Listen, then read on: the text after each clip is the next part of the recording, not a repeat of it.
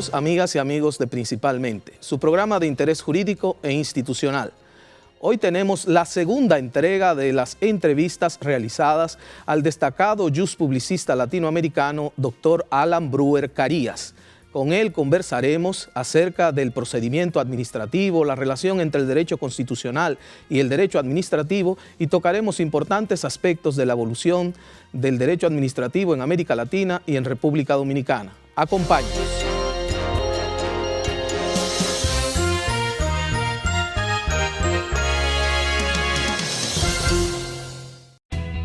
Desde el 1989, Seaboard se convierte en la primera generadora privada de energía de República Dominicana. En el 2012, reemplaza sus unidades de generación por la unidad Estrella del Mar 2, que opera con gas natural como combustible, armonizando con el medio ambiente y poniéndose a la vanguardia en la producción de energía limpia. Seaboard, comprometidos con la satisfacción de sus clientes, el desarrollo nacional y el medio ambiente.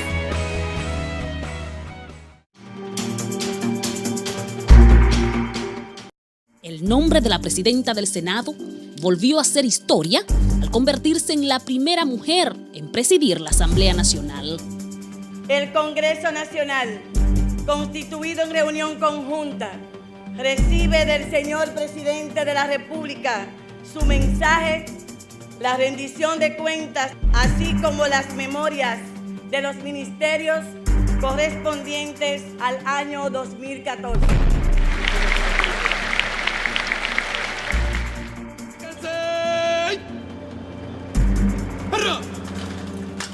En una reunión conjunta de las cámaras legislativas, recibió las visitas oficiales de los presidentes de la República de Panamá, Juan Carlos Varela, y de China, Taiwán, Ma Ying-jeou.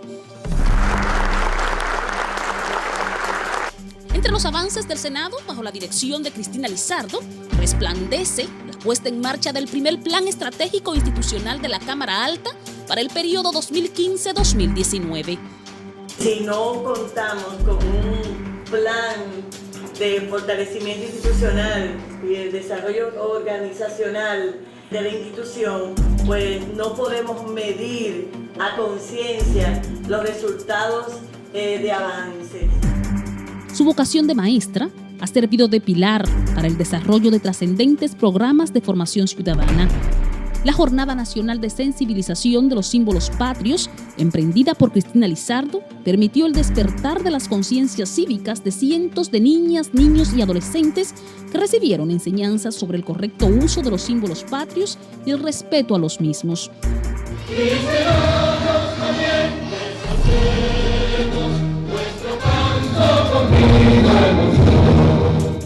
Otros hechos que atestiguan el compromiso con los más altos valores patrios están los emblemáticos cambios en la fachada del edificio que alberga el primer poder del Estado.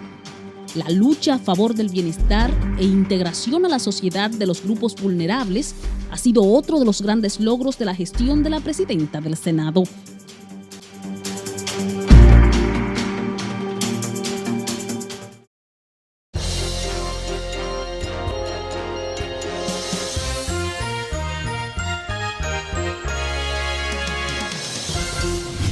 Saludos amigos de Principalmente. Principalmente la semana pasada había realizado un programa con el profesor Alan Brewer Carías. Habíamos acordado que esa era la primera parte del programa. Hoy vamos a hacer la segunda parte porque no podíamos desaprovechar la presencia del profesor Alan Brewer Carías aquí en República Dominicana, su segunda patria. Y una hora, la verdad, 2 horas son insuficientes para abordar todos los temas que maneja el profesor, pero nos concedió, dado el vínculo, la gran amistad que tenemos, tanto el compadre Olivo, Ramón y un servidor con él, nos concedió 2 horas. Es un gran privilegio. Acordamos que en esta segunda parte, profesor, íbamos a abordar ya la materia. En el primer programa hicimos un abordaje, vamos a decir, de su historia, de su formación como justpublicista, como decíamos en principio, uno de los más, o el más renombrado justpublicista latinoamericano. Profesor, el derecho administrativo se ha venido ya consagrando en América Latina y yo diría que a nivel global como una rama esencial del derecho público. Primero, porque es el que evidencia esa relación que se da entre el ciudadano y la administración. La administración con el superpoder y el ciudadano indefenso. Y este derecho es el que pone al traste esa relación de desigualdad y obviamente trata de que la misma sea un tanto más equilibrada. Desde el punto de vista de la constitucionalización, si se pudiera llamar así, del derecho administrativo, ¿cómo ha venido evolucionando esa relación ciudadano-administración? Bueno, el derecho administrativo deriva del proceso de intervención del Estado en las actividades globales de la sociedad. Cuando el Estado no intervenía, el derecho administrativo era solo el derecho que regulaba la organización de la administración y el régimen de los funcionarios públicos. Más nada. Pero no había interacción respecto al ciudadano. A medida que la administración y el Estado empieza a tomar un rol más activo en la sociedad, eso implica ejercicio de poderes que limitan a los administrados y ahí viene la necesidad del derecho administrativo para poder asegurar que si estamos en un régimen democrático y de sometimiento del Estado al derecho, asegurar que la administración actúe realmente sometida al derecho y que el particular, el individuo, el ciudadano, no sea simplemente aplastado por la administración y por el Estado, sino que haya equilibrio, como decías inicialmente, entre poderes del Estado, prerrogativas de la administración y derechos ciudadanos que progresivamente se van también consagrando. Todo esto es un proceso evolutivo que se da el siglo pasado. Básicamente, durante el siglo pasado se da ese proceso y está vinculado, por tanto, con el sometimiento de la administración a la legalidad, con la consagración de las garantías y derechos fundamentales de los ciudadanos y la búsqueda del equilibrio entre uno y otro. Y eso es algo que es casi contemporáneo con nosotros, porque antes de la Segunda Guerra Mundial no había tanto desarrollo del derecho administrativo como el que se comenzó a producir después de la Segunda Guerra Mundial, que es justamente la mitad de siglo de consagración y progresiva y de garantía progresiva de los derechos fundamentales. Entonces el ciudadano se encuentra con una batería de derechos frente a la administración se encuentra con una batería de poderes frente al particular y el derecho administrativo lo que busca es establecer ese equilibrio que ni la administración desaparezca o ceda frente a los intereses privados, ni los intereses privados sean aplastados por la administración. Y esa es lo que permite al derecho administrativo ser el elemento de equilibrio entre uno y otro. Ahí, por ejemplo, el tema del procedimiento administrativo es fundamental, porque hasta ese momento, mitades del siglo pasado, no había procedimiento administrativo. Lo único que había de procedimiento administrativo eran los recursos. O sea, la posibilidad de que, tomada una decisión, el particular podía ejercer un recurso jerárquico o un recurso de reconsideración y más nada. Esa era la única relación del particular con la administración, era recurrir contra los actos, pero no había posibilidad alguna de participar junto con la administración en el proceso de formación de la decisión administrativa. Era solo a posteriori, dictado un acto podía defenderse, ahora no, para dictar el acto el particular tiene desde el inicio la posibilidad de intervenir, frenar, participar junto con la administración en la toma de decisiones. Y ese es el derecho administrativo. Por tanto, principio de la legalidad, sometimiento del Estado al derecho y reconocimiento de los derechos fundamentales.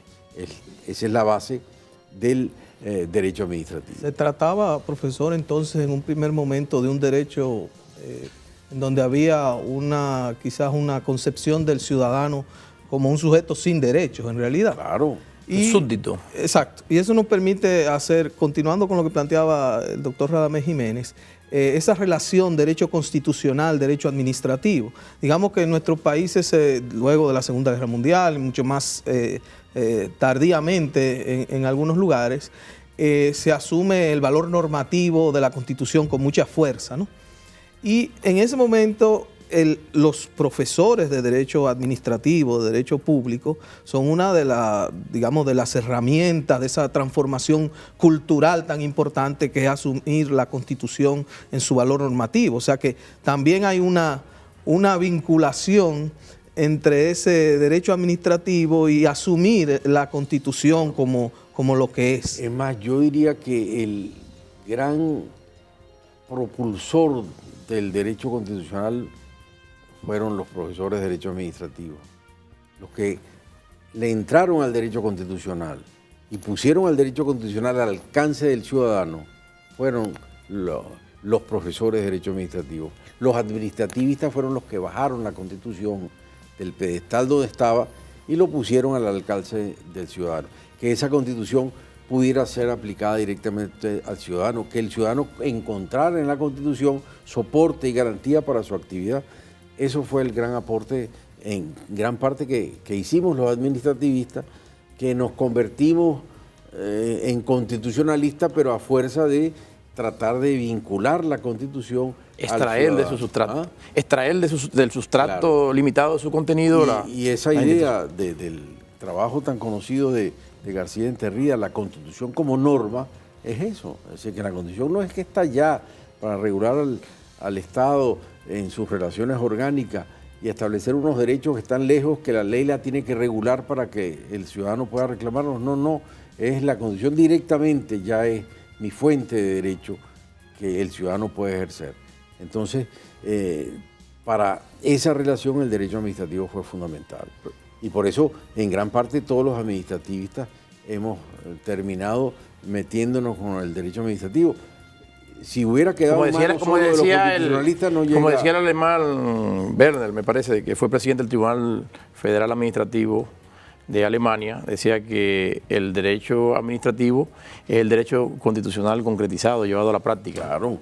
Aterrizado a la realidad. Sí. Profesor, uno de sus grandes aportes en esa inmensa labor de divulgación científica que usted ha hecho en sus cientos de obras escritas, ha sido precisamente poner la llaga respecto a la constitucionalización progresiva del derecho administrativo y de cómo también, como consecuencia de ese estudio sistemático de algunos principios escasos de lo que se podían extraer, buenas lecciones de aplicación para el derecho administrativo, cómo se ha ido transformando en la evolución, sobre todo de las constituciones en América Latina, de sentar a nivel de la Constitución las bases de las principales instituciones del derecho administrativo. Recuerdo que uno de los grandes aportes que nos ha dejado en la República Dominicana el profesor Roel Carías, el primer número de la colección de estudios administrativos de la Asociación Dominicana de Derecho Administrativo, precisamente trata las bases constitucionales del derecho administrativo en la Constitución del año 2010, que es el estudio más completo del derecho administrativo en la Constitución Dominicana hecho por el profesor Roel Carías. O sea, bueno, ¿cómo usted ha visto esa evolución en América Latina? Una osadía de mi parte, pero de tratar de identificar eso, pero eso es parte de un proceso evolutivo. En los años 70 no había todavía esa clara relación entre derecho administrativo y constitucional, había una separación.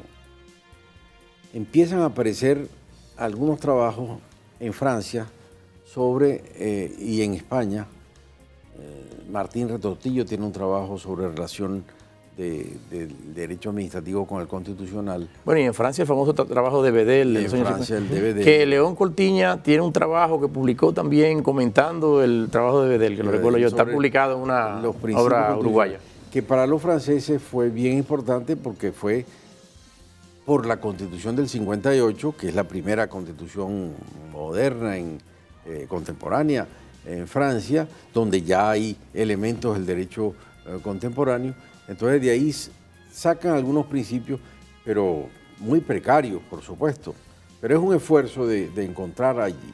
Ahora, con posterioridad de eso, empieza a darse esa relación, o al menos desde el punto de vista doctrinal.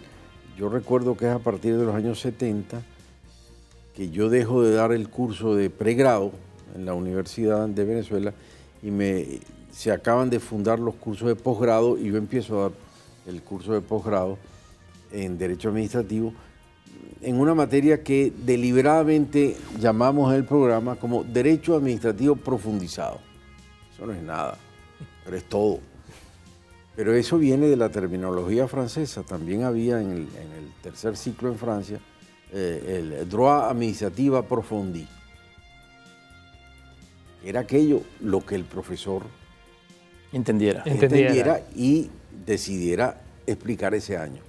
Entonces yo en ese curso de Derecho Administrativo Profundizado empecé a construir progresivamente, dando el curso, todo el tema de las bases constitucionales del derecho administrativo.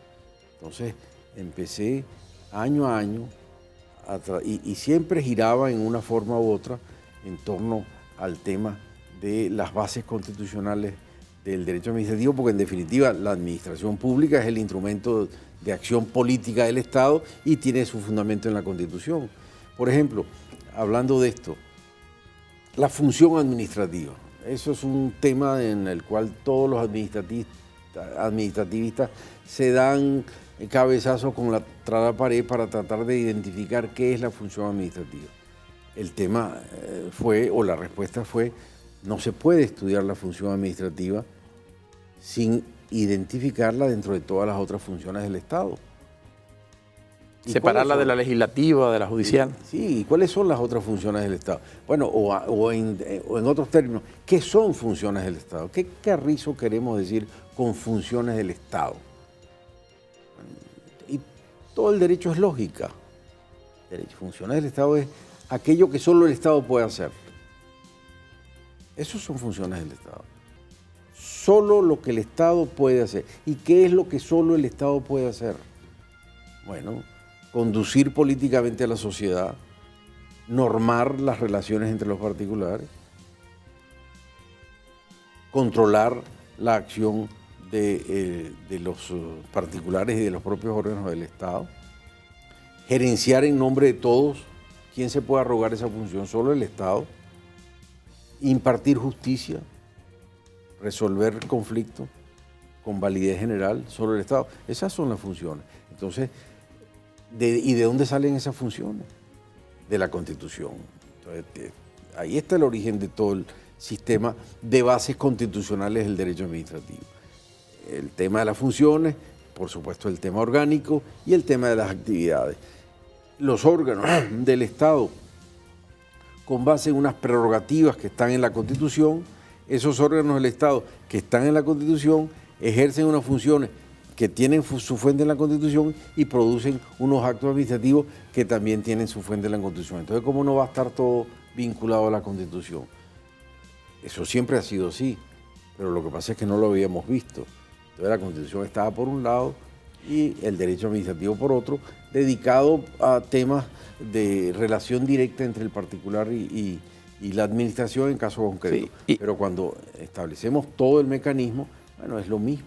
El mismo derecho. Y en algunos casos quería relacionarse, ver el derecho administrativo como el derecho del Poder Ejecutivo, luego un poco más amplio el derecho de la administración pública, pero dejar fuera la función administrativa que realizan otros poderes y que usted ha sintetizado de hace décadas con una expresión: la separación de poderes no equivale a separación de funciones, como base para poder explicar el concepto de la función administrativa y de que el derecho administrativo vaya, si bien es cierto que se aplica de manera más constante, más permanente, más continua, en mayor número, en los órganos vinculados con la administración y el Poder Ejecutivo, allí no se agota su radio de acción.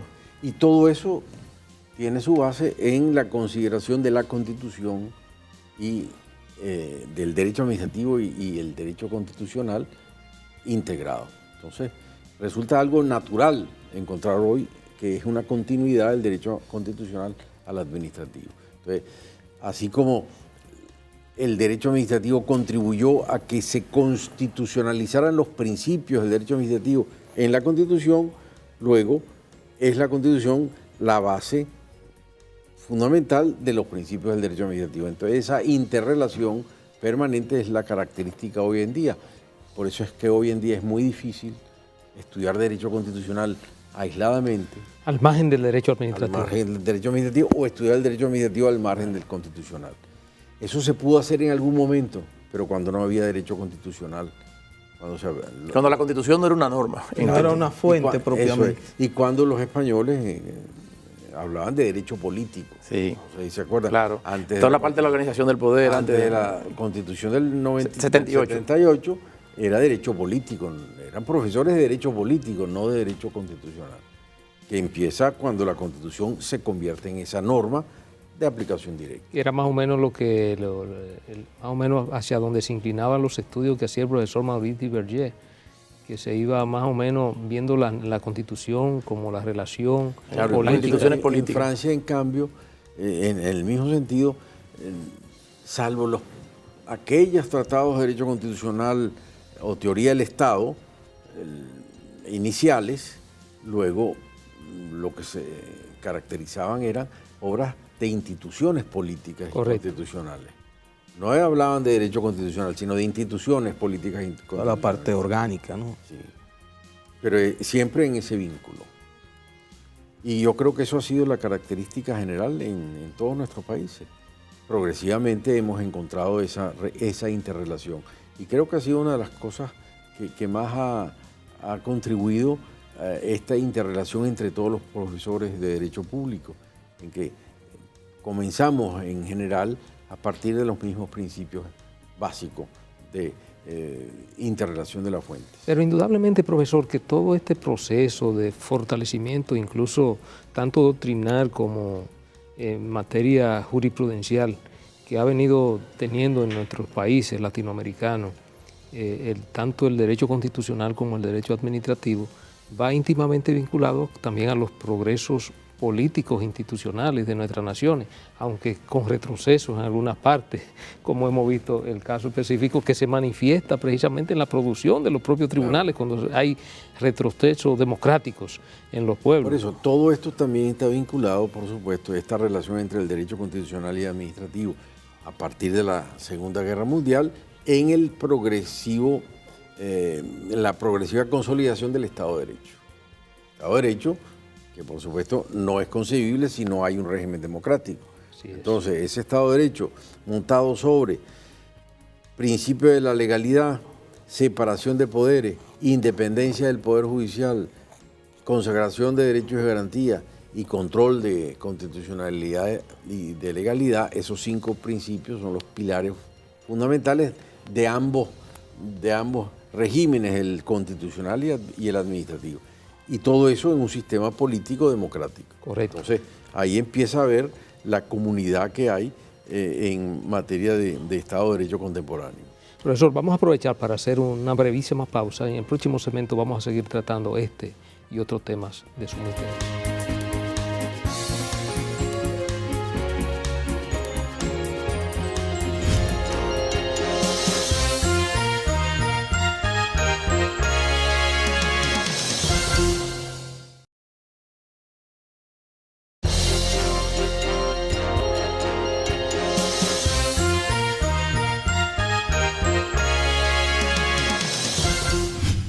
Seguimos, amigos, principalmente hoy con la grata presencia del profesor Alan Broet Carías.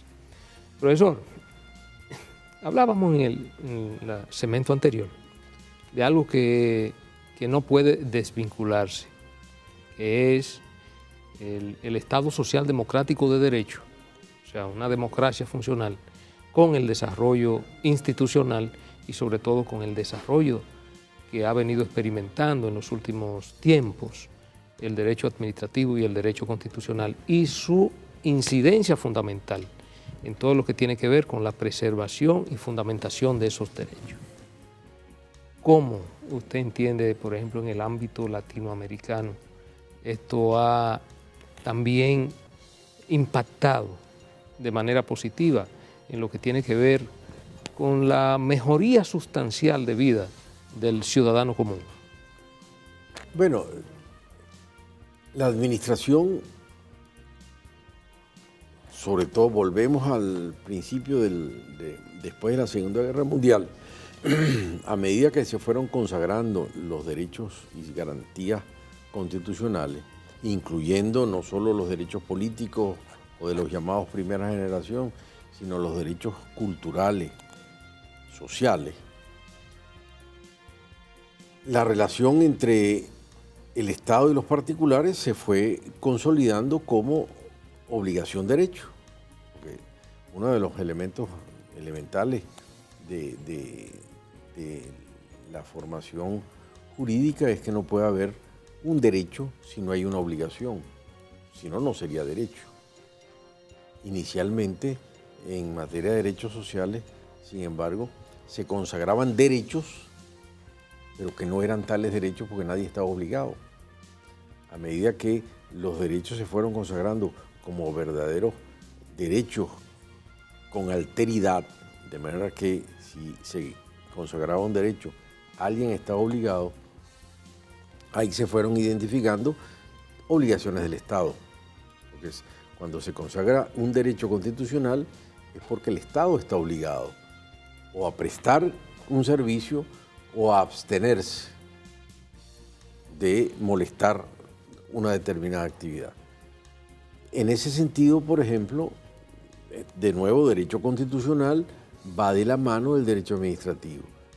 Solo ha sido recientemente, por ejemplo, que los tribunales constitucionales han venido consolidando derechos que antes eran solo enunciados. Y así vemos a los tribunales constitucionales declarando verdaderos derechos a los derechos sociales. Cuando digo verdaderos derechos es que son derechos exigibles, derechos justiciables, que yo puedo meter un recurso de amparo para exigir determinados derechos sociales.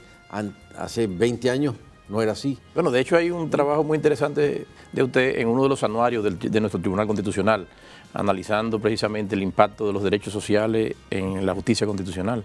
Claro, o la justicia constitucional en los derechos sociales. Exacto. Y eso implica actuaciones de la administración. Y todo es posible siempre que hay un Estado democrático. Pero no solo democrático, sino en el enunciado de las constituciones, social de derecho, sometido al derecho, pero con obligaciones sociales, de asegurar la justicia social. ¿A través de qué? De prestaciones que deben estar fuente en la Constitución, que consagran derechos de los particulares y obligaciones de la administración. ¿Hasta qué nivel la obligación? Bueno, a veces es la propia Constitución la que establece el nivel de la obligación del Estado, otras veces, más frecuente que menos, son los tribunales constitucionales los que a base de interpretación han venido identificando esos derechos sociales o el alcance de esos derechos sociales en cuanto a su justiciabilidad. De manera que el derecho administrativo de nuevo está imbricado en la concepción del Estado. Si el Estado, en definitiva, deja de ser un Estado democrático o deja de ser un Estado social, el derecho administrativo refleja ese cambio. Y a veces lo tenemos. En el caso de Venezuela, hemos pasado de una administración volcada a resolver problemas de los particulares a una administración que se ha arrogado todo. De manera que lo que tenemos es un proceso de burocratización que ha originado una burocracia de tal magnitud que el derecho administrativo se agota en la burocracia misma y el particular queda relegado. No hay ninguna posibilidad de ejercer derecho frente a una burocracia que se ha arrogado a sí misma el poder total. Entonces nadie puede reclamar y por supuesto no hay tribunal alguno en sistemas de ese tipo. No hay contrapeso. Ni hay tribunal alguno que le vaya a dar la razón a ningún particular frente a esa administración. Y ahí se distorsionó todo el derecho administrativo, porque dejó de ser un Estado democrático, dejó de ser un Estado social, pasó a ser un Estado populista, que no es lo mismo, un Estado de dádivas, un particular que no tiene derechos, que no los exige, que lo que hace es recibir dádivas, y la relación cambió totalmente. Y Profesor, ahora que usted habla de los derechos sociales, hay una pregunta que, bueno, yo siempre la formulo y no quiero desaprovechar su participación en este programa. Yo sé que todos los derechos cuestan, ¿no? O sea, que no solo las prestaciones, que serían los derechos sociales, la que está obligado el Estado, sino también hasta la propia abstenerse, porque asegurar un mínimo de seguridad implica también tener una policía, eso cuesta, etc. Pero hay no habrá un límite, ¿dónde está la frontera entre el Estado social y el Estado populista? Sobre todo en contextos donde los estados son débiles, con precariedades, con muchas carencias. Entonces se hacen estas promesas, que son verdaderas promesas de que hay unos derechos sociales y que tú puedes exigirlos en justicia, y tienes un Estado con muchas debilidades, con muy precario en su organización todavía, en su fortalecimiento institucional, en la asignación de sus prioridades, en la elaboración de sus presupuestos. Entonces, en ese contexto, no hemos llegado muy lejos, por ejemplo, en América Latina, en hacer justiciable todos esos derechos. Y no hay que reconocer mucha prudencia, por ejemplo, al constituyente español cuando diferencia los derechos que son exigibles de otros que son como lineamientos económicos, principios rectores de la política social. Claro, esa distinción entre derechos fundamentales y otros que no son fundamentales. Derechos fundamentales son los justiciables en amparo y los otros no. Yo no creo que esa es la solución. Yo creo que todos los derechos tienen que ser justiciables, lo que es que formular los derechos, de manera que puedan ser realmente justiciables. Pero claro, cuando usted, por ejemplo, dice en una constitución, todos tienen derecho a una vivienda sana, adecuada y en un esquema de comunidad, de convivencia. ¿Qué es eso? ¿Eso es un derecho o es una declaración de principio? Esto no es un derecho justiciable por la fórmula. En cambio, si usted dice todos tienen derecho a acceder a los mecanismos para poder tener una vivienda, es decir, ahí le está dando el derecho al ciudadano a pedir y poder obtener un crédito, a poder obtener trabajo para conseguir de construcción o trabajo para conseguir la vivienda. Entonces es la fórmula constitucional, claro, y la guía que pueda dar el Tribunal Constitucional en identificar ese derecho. Fíjense bien incluso que hemos llegado al absurdo en Venezuela hace un mes, que frente a las políticas de vivienda del gobierno, que son dádivas, no es política de vivienda para asignar, sino dádivas, todas las viviendas que se construyeron en estos últimos años, no se le da título de propiedad a los beneficiarios. A los que benefician. No tienen título de propiedad. La Asamblea Nacional dictó una ley hace un mes para otorgarle los títulos de propiedad a los beneficiarios de estos programas de vivienda. El Tribunal Constitucional inventó una sentencia y dijo, no, hay que poner la balanza entre el derecho de propiedad y el derecho a la vivienda como un derecho familiar, y todo para justificar que no se le puede dar título de propiedad a los beneficiarios de un programa de vivienda. Entonces, ¿cuál es el derecho a la vivienda? O sea, que se le puede quitar en algún momento. Claro. Claro, se puede regular, por ejemplo, como aquí en esas viviendas que usted le dé la calificación de bien de familia para proteger. Bueno, pero ese es otro tema. Sí. Eso está en el Código Civil, ese no es un invento de las constituciones recientes. Sí. Eso está en las regulaciones generales, que se puede establecer ese régimen de derecho para proteger a los beneficiarios. Sí, pero eso es distinto. Sigue siendo propiedad, pero lo que pasa es que está en un contexto familiar. Pero aquí hemos usado entonces ese derecho a la vivienda que no es justiciable en la forma como está concebido, pero para decir no se le puede dar el título de propiedad, y declararlo inconstitucional. Además, es una forma de tenerte amarrado. Claro. Entonces, eso no es un Estado social. Sí. Hay mucha celeridad. El tema de la dádiva ahí que está. La justicia constitucional venezolana. Sí, fue rápido. Y eso no es un Estado social, eso es un Estado que más bien lo que busca es someter al ciudadano al Estado, hacerlo dependiente del Estado, totalmente dependiente del Estado. Ahí no hay principio de equilibrio entre derechos y prerrogativas, no, es sometimiento, porque mientras más sometido, más control hay. Entonces eso no es un Estado ni democrático, ni de social, ni de derecho. Profesor, hay un tema, volviendo un tanto al derecho administrativo, y una parte muy importante, la del procedimiento administrativo, que cuando hablamos de esto no nos estamos refiriendo, sobre todo para los amigos televidentes, a los procesos ante los tribunales contenciosos administrativos, sino a la manera en que las autoridades públicas, ejercen las potestades, las prerrogativas que les son conferidas, ¿no? A nadie puede venir a sorprenderle una decisión, por ejemplo, que le afecte, porque la persona debe estar enterada y debe participar en el procedimiento de la toma de la decisión administrativa. Uno de sus grandes aportes a toda la doctrina, a la configuración de toda una dogmática, digamos, del derecho administrativo, ha sido su clásica obra de Principios de Derecho Administrativo, que estamos, por cierto, acaba de salir la publicación de una edición dominicana, generosamente consentida por el profesor Broel Carías para todos los dominicanos, a través de la Asociación Dominicana de Derecho Administrativo, que tiene un estudio introductorio precisamente de los principios de nuestra reciente ley de procedimiento administrativo. Bueno, es una obra que tiene su origen en un curso que usted dictó en la Universidad de París, ¿no? Y que no solamente está publicada en francés, está publicada obviamente en el idioma español. Hay una de las ediciones primarias que tiene un prólogo justamente de don Eduardo García Enterría, la edición de Cívita, pero ha estado presente e incluso ha tenido algunas modulaciones con un curso que usted dictó en la Universidad de Rosario hace unos años también, sobre principios comparados del procedimiento administrativo. ¿Por qué es tan importante y por qué la existencia de un procedimiento administrativo es un buen termómetro para decir que estamos en un Estado democrático de derecho?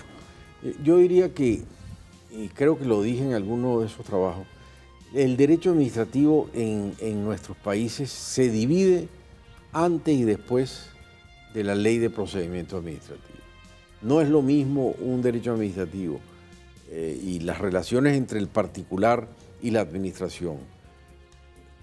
Cuando hay una ley de procedimiento administrativo que regula la relación, que le permite al particular interactuar con la administración y a la administración con el particular, sobre la base de relativa igualdad entre derechos y prerrogativas, que una relación donde no hay procedimiento y donde la administración actúa y después usted averigüe qué hacer. Por eso, la ley de procedimiento administrativo divide el derecho administrativo y lo ha dividido en todos los países. Desde que se dicta una ley de procedimiento administrativo, se cambia la relación con la administración entre el particular. La posición del particular es la que cambia. Tiene derechos, puede reclamarlos. Los tribunales contenciosos son los llamados a juzgar y controlar esa relación. Y eso es lo que origina el derecho administrativo, ese sometimiento al derecho de la actividad. Y por eso creo que en todos los países en que se ha dictado una ley de procedimiento administrativo, el derecho administrativo se ha lanzado realmente en una forma espectacular, porque a la vez genera jurisprudencia, a la vez genera doctrina. Yo les confieso que todos los trabajos que yo he visto aquí en República Dominicana en los últimos, publicados en los últimos años, nada de esto había hace 10 años. Hace 10 años era bastante precaria la producción doctrinal. En cambio, ahora la tenemos y fundamentalmente porque tenemos una ley de procedimiento administrativo, porque tenemos un tribunal constitucional, porque tenemos... Bueno, sí, la labor, por ejemplo, en materia de derecho administrativo, la labor del Tribunal Constitucional ha sido realmente extremadamente alta. Bueno, en el prólogo que hago, la presentación para la edición dominicana de esta obra, ya hago toda una reseña de la evolución de los diferentes temas que tocan al procedimiento administrativo que ya están contenidos y desarrollados en la jurisprudencia de nuestro Tribunal Constitucional, que es un tribunal muy joven. Entonces, ese proceso de retroalimentación entre la acción de la administración, el control por los tribunales, la doctrina que los comenta, la jurisprudencia, ese proceso es lo que origina la evolución del derecho administrativo. En esa primera aproximación que yo hice en el año 89-90 a los principios del procedimiento administrativo, en el derecho comparado, saber cuáles eran los grandes principios en todos los países, bueno, la conclusión es que en todos las mismas bases las encontramos, formuladas en una forma u otra, pero el impacto de esos principios en cada país ha sido fenomenal. Es el caso inicialmente de Argentina, que empezó en el 57, pero luego encontramos la ley de ustedes, que es la última, pero leyes muy importantes, como en México, que también carecía de esto, o el derecho administrativo mexicano carecía de una regulación del procedimiento. La ley del procedimiento federal ha sido muy importante. Usted siempre ha destacado mucho la Ley General de la Administración Pública, que en Costa Rica comprende tanto la parte de organización administrativa como la parte de procedimiento. Porque fue una ley... Usted dice que es un verdadero código de derecho administrativo. Y fue de las primeras. Esto es en gran parte obra de Eduardo Ortiz Ortiz, que fue el redactor de aquella ley. Pero esa ley tuvo un impacto fundamental. Y sí lo he dicho cuando yo analicé la primera vez esa ley, justamente a requerimiento de Eduardo Ortiz, y me sucedió lo mismo que a tu requerimiento cuando analicé la ley de acá. Yo analicé los principios de la ley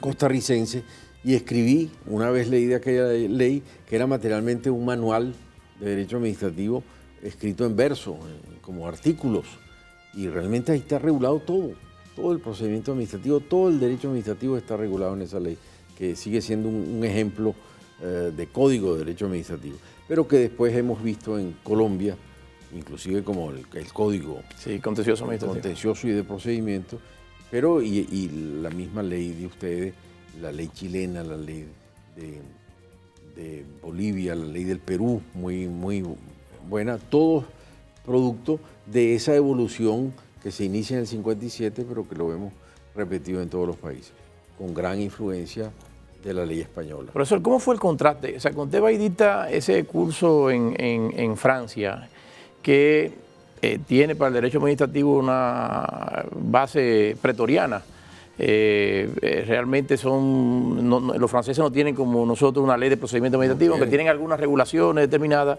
pero no tienen esa sistematización que tenemos en América Latina, inspirado sobre todo en la ley española. ¿Cómo era el contraste cuando usted dictaba el curso de los principios en América Latina y su referencia a textos legales versus aquel derecho de procedimiento administrativo no contencioso que llaman los franceses, de origen básicamente jurisprudencial? Para el derecho francés, una aproximación totalmente novedosa, porque realmente no tienen. Es más, de toda la bibliografía francesa hay 1 o 2 libros que se refieren al procedimiento administrativo. No es un tema. Está en todo el derecho administrativo.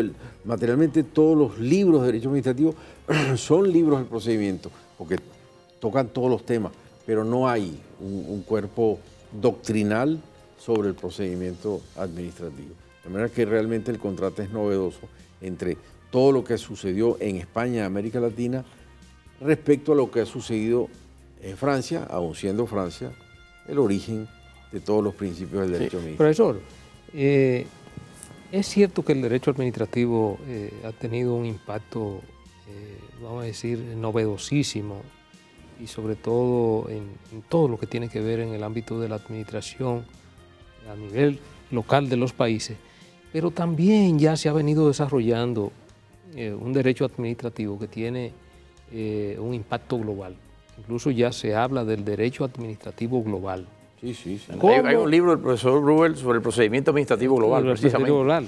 Y ahí está el profesor Javier Barner. Sí, y que ya ¿Cómo se ha venido evolucionando y desarrollándose ese derecho administrativo global?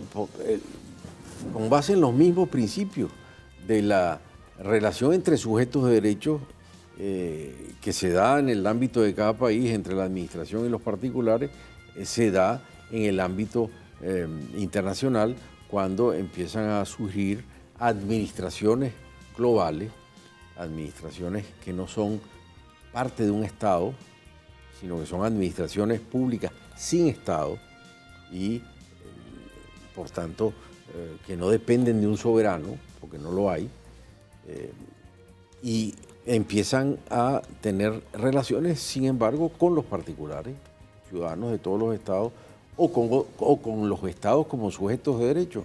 Entonces, esa administración sin Estado genera principios aplicables globalmente. Y hay varios de estos principios, de estas administraciones globales que han desarrollado principios de derecho administrativo global. En materia ambiental, por ejemplo, los protocolos de Kioto, esto originan ciertas decisiones de administraciones globales que inclusive se imponen sobre los estados y también sobre los particulares.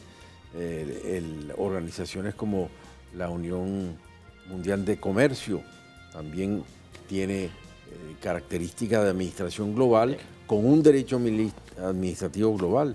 Y uno de los que yo he estudiado es el tema de la cooperación policial internacional, que también es una administración global, con un derecho administrativo global que está en sus propios estatutos, en el caso del Interpol, y que pueden tomar decisiones en relación a los particulares de los 190 países miembros, e incluso a favor de un particular y en contra de un Estado, con lo cual tenemos un derecho administrativo global que permite a una administración global tomar decisiones que son contra las administraciones de los Estados miembros, con lo cual es evidente que ese desarrollo es una de las características actuales. Empezamos a ver y que responden a los mismos principios de relación entre sujetos de derecho en la búsqueda de una decisión determinada. Derecho de petición, derecho a obtener oportuna respuesta, derecho de reclamo, todo esto que uno ve en el procedimiento administrativo en cada país, lo ve en el mundo global. Y es una tendencia contemporánea, sin la menor duda. Bien, profesor, vamos a hacer una última pausa y en el próximo segmento vamos a hablar sobre un tema que no se nos puede quedar, compadre, que es sobre la evolución del proceso constitucional en República Dominicana. Volvemos.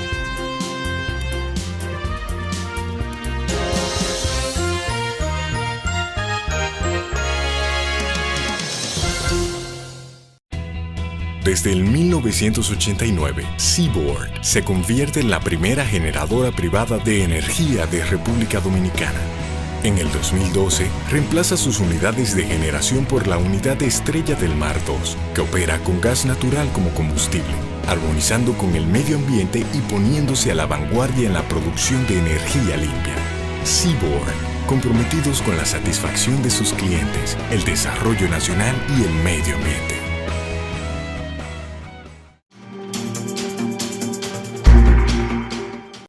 El nombre de la presidenta del Senado volvió a hacer historia al convertirse en la primera mujer en presidir la Asamblea Nacional. El Congreso Nacional, constituido en reunión conjunta, recibe del señor presidente de la República su mensaje, la rendición de cuentas, así como las memorias de los ministerios correspondientes al año 2014.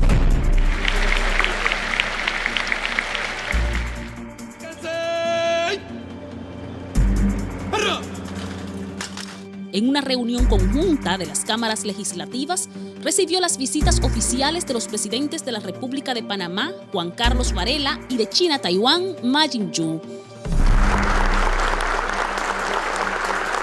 Entre los avances del Senado, bajo la dirección de Cristina Lizardo, resplandece la puesta en marcha del primer Plan Estratégico Institucional de la Cámara Alta para el periodo 2015-2019.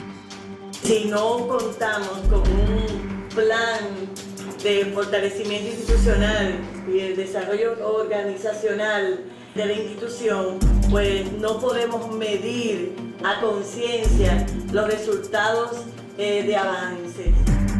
Su vocación de maestra ha servido de pilar para el desarrollo de trascendentes programas de formación ciudadana.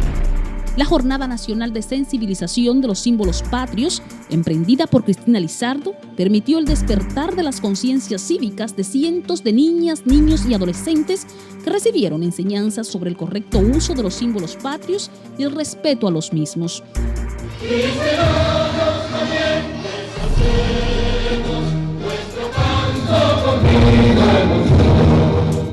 Otros hechos que atestiguan el compromiso con los más altos valores patrios están los emblemáticos cambios en la fachada del edificio que alberga el primer poder del Estado. La lucha a favor del bienestar e integración a la sociedad de los grupos vulnerables ha sido otro de los grandes logros de la gestión de la presidenta del Senado.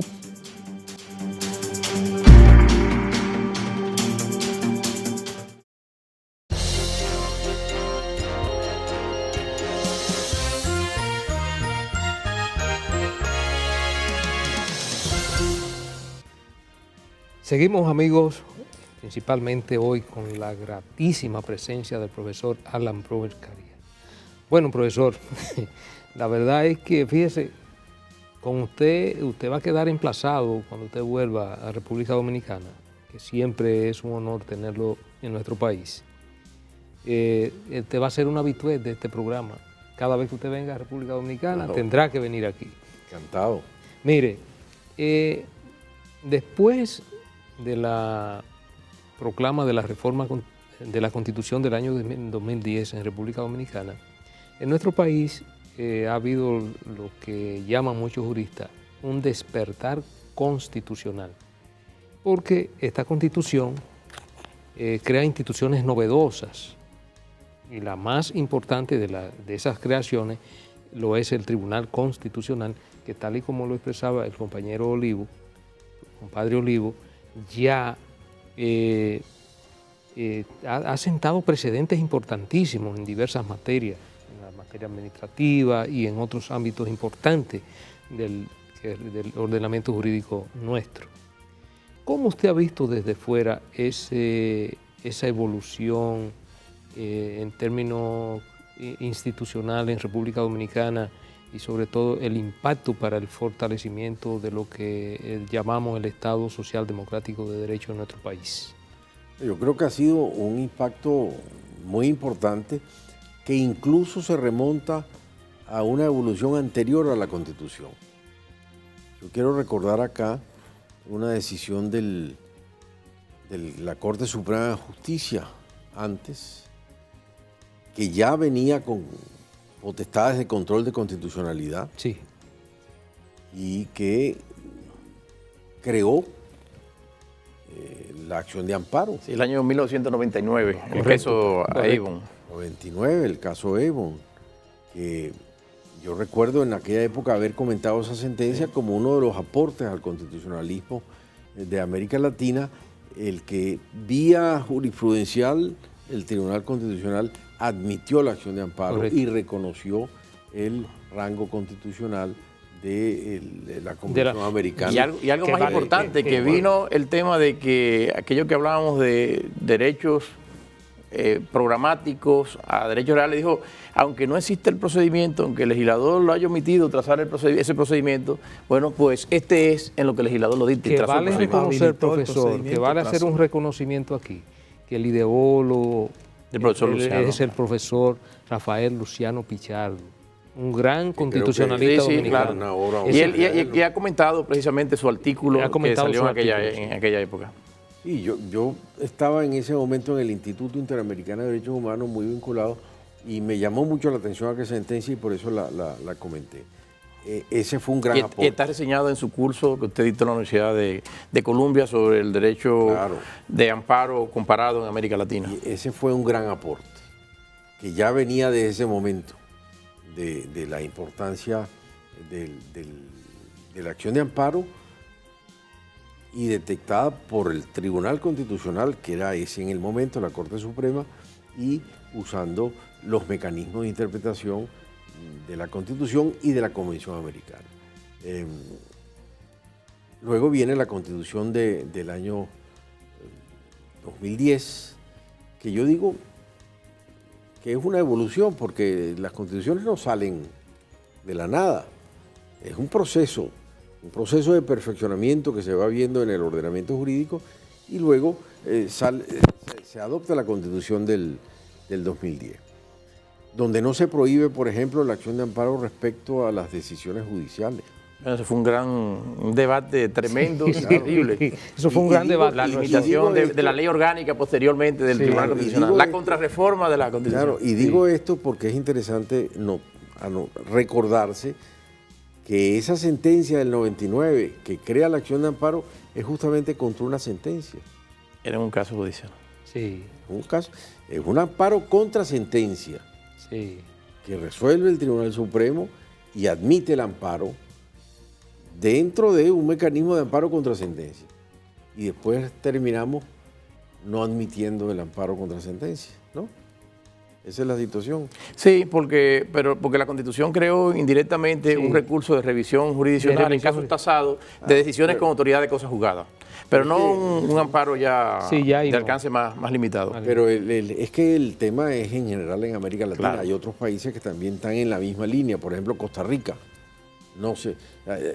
Totalmente. Muy progresista en materia de amparo, pero no contra sentencias. Las sentencias están excluidas del amparo. Yo pienso que se puede regular. Claro, posiblemente este recurso de revisión que me planteas es un amparo, indirecto. Una revisión a posteriori, una revisión a posteriori. Y entonces es un mecanismo de amparo, pero de todos modos el tema es que es una evolución que culminó en la Constitución del 2010. Yo recuerdo incluso haber venido la primera vez acá, fue en el 2005, que vine en un seminario sobre reformas constitucionales. Claro, correcto. Y luego en el 2006 volví para aquella invitación del Senado a presentar el libro. Sí, y ahí fue que se partió nuestro recuerdo. Encontronazo con el embajador policía de Venezuela que estaba acá. Pero... Bueno, y usted, hay que decirlo, o sea, usted tuvo una participación estelar, destacada en muchos de los aspectos de la Constitución del 2010. Y que el pueblo dominicano tendrá que agradecerle eternamente los aportes del profesor eso fue Alan Broes Carías. Con ustedes que eran los que estaban trabajando en el tema. Entonces, ya desde el 2005, después de 2006, y luego viene el proceso del 2010, y bueno, a través de ustedes tuve la ocasión, el privilegio de poder colaborar en aspectos de desarrollo de la Constitución, que fue realmente un trabajo muy interesante para mí y de retos, porque necesitamos para mañana. Sí, fuimos a su casa. Usted no lo preparó ahí en 15 minutos. No, pero después... En varias ocasiones. En varias ocasiones, claro. Y recordamos muy buenas recomendaciones con unos intentos de incorporar dentro de la competencia del Tribunal Constitucional la acción e interpretación. Claro, eso yo creo que ha sido una de las decisiones más sabias que tomaron, fue no incorporar un recurso de interpretación abstracta, porque eso es el atentado más grave al Estado de Derecho, es ese recurso, y lo tenemos en el caso de Venezuela. Bueno, profesor, el tiempo en televisión es un dictador, pero como decíamos anteriormente, usted queda formalmente emplazado que cuando vuelva a República Dominicana tiene que volver de nuevo para que los amigos principalmente tengan la oportunidad de abrevar de los conocimientos del más grande publicista de América Latina. Así es. Muchas gracias. Bueno, gracias.